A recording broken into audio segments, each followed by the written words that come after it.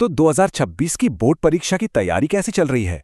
Organisation of commerce and management मतलब OCM का syllabus देखकर थोड़ी घबराहट होना तो स्वाभाविक है, पर चिंता की कोई बात नहीं।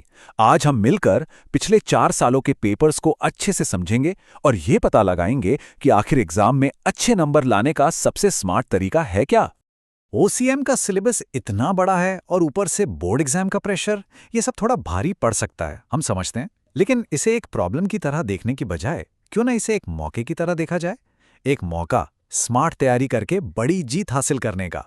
जानते हैं, सफलता का सबसे बड़ा राज अक्सर पुरानी चीजों में ही छिपा होता है, और यहां वो राज छिपा है पिछले सालों के क्वेश्चन पेपर्स में। 2022 से लेकर 2025 तक के पेपर्स का विश्लेषण करके हम उन टॉपिक्स को पकड़ सकते हैं जो एग्जामिनर्स को सबसे ज्यादा पसंद है, जो बार बार पूछे जाते हैं। तो आज का हमारा प्लान क्या है? सबसे पहले हम ओसीएम पेपर के पैटर्न को समझेंगे, फिर मैनेजमेंट, मार्केटिंग और उपभोक्ता अधिकारों जैसे जरूरी टॉपिक्स की गहराई में जाएंगे, और आखिर में 2026 के लिए एक ऐसा सॉलिड स्टडी प्लान बनाएंगे जो सफलता की गारंटी दे।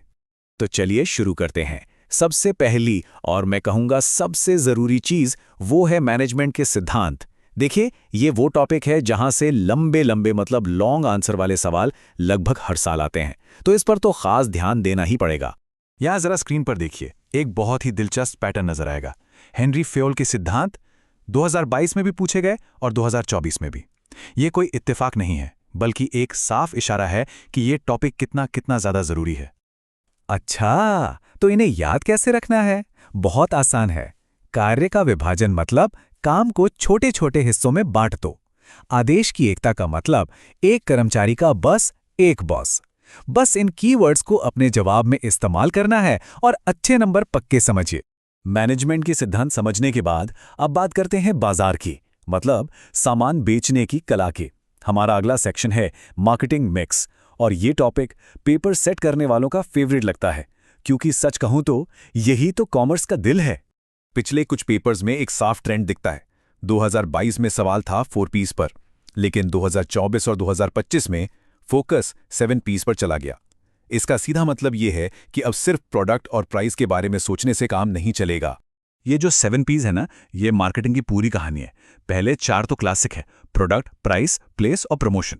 लेकिन असली खेल तो बाकी 3 में है। पीपल मतलब जो सर्विस दे रहे हैं, प्रोसेस मतलब कैसे दे रहे हैं, और फिजिकल एविडेंस मतलब दुकान या वेबसाइट दिखती कैसी है। इन 7 को समझ लिया तो अच्छे नंबर पक्के। चलिए, अब एक ऐसे टॉपिक पर आते हैं जो सिर्फ एग्जाम के लिए नहीं बल्कि रोज की जिंदगी के लिए भी बहुत जरूरी है। कंज्यूमर राइट्स यानी उपभोक्ता अधिकार। और हाँ, एग्जाम में इस पर अक्सर केस स्टडी वाले सवाल आते हैं, तो जरा ध्यान से सुनिएगा।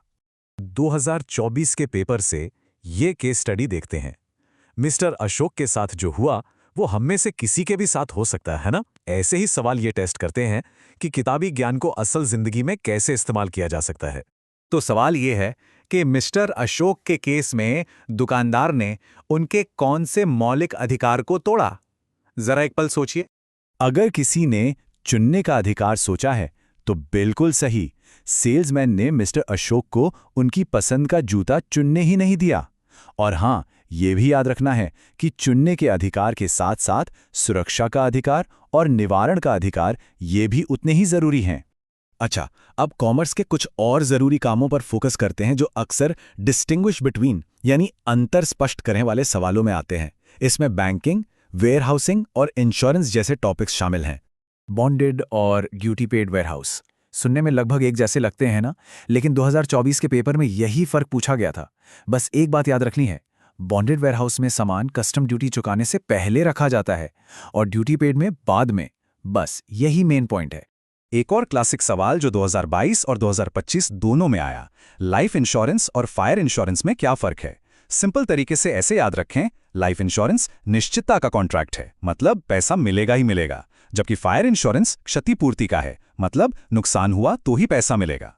2022 के पेपर में बैंकों के अलग अलग प्रकारों पर एक सवाल था। ये जानना जरूरी है कि सेंट्रल बैंक जैसे हमारा आरबीआई पैसों की पॉलिसी कंट्रोल करता है, कमर्शियल बैंक सीधे हम जैसे लोगों से डील करते हैं, और कुछ स्पेशल बैंक होते हैं जो एक्सपोर्ट, इंपोर्ट या छोटे उद्योगों की मदद करते हैं। तो इतनी सारी बातचीत के बाद आखिर निचोड़ क्या निकला? अब हम इन सभी जानकारियों को एक साथ जोड़कर 2026 के एग्जाम के लिए एक परफेक्ट स्टडी ब्लूप्रिंट बनाने जा रहे हैं।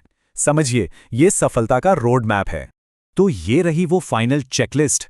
इन टॉपिक्स को तो घोल कर पी जाना है। हेनरी फेयोल के सिद्धांत, मार्केटिंग मिक्स के साथ पीज, कंज्यूमर राइट्स और हाँ, बैंकिंग, वेयरहाउसिंग और इंश्योरेंस के प्रकार।